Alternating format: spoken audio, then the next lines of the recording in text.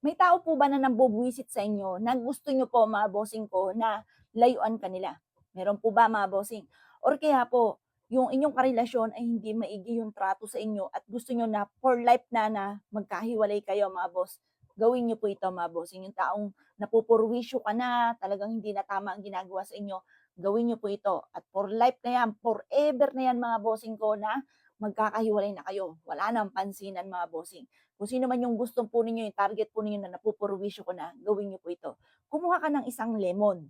Yung lemon, hatiin mo sa gitna. Gawin niyo po ito mga bossing ko umaga ha. Sa umaga ng 7:00 ng umaga.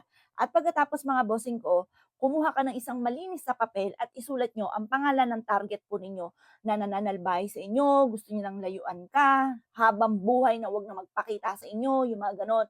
Mainam mga bossing ko na isulat nyo ang kanyang tunay na pangalan at ipilido at isiksik niyo po ito sa gitna ng lemon.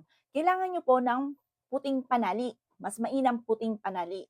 Ngayon, tatalian niyo po ito at habang tinatalian niyo po yan mga bossing, isang lemon lang yung kalahati, bahala na po kayo kung gusto niyo ilagay sa tubig or gawin niyo pong lemon juice, bahala na po kayo. Yung kalahati lang ang gagamitin po natin. Pagkatapos mga bossing ko, habang tinatali niyo po siya, nagwi-wish ka na layuan ka na, lubayan ka na, ayaw mo na siyang makita, ganon mga bossing.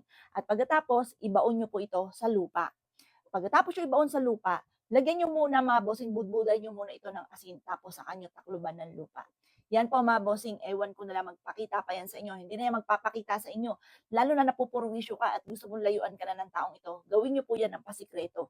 Huwag niyo ipagsasabi kahit kanino. Isiplak ang bibig mga bossing ko ha. Huwag niyong pagaganahin yung kasabihan ng agos ng tubig sa ilog ay kayang pigilan pero ang ating bibig ay hindi natin kayang pigilan. Abay tunay naman, ako'y ganyan din, lalo na kapag chismis mga bossing. Charot! Pero mga bossing, kailangan din nyo to pinagsasabi. Kasi once sa pinagsabi nyo, nagiging wa-effect. Kaya minsan mga boss, ay wa-effect naman, pinagsabi mo kasi, huwag mo ipagsasabi.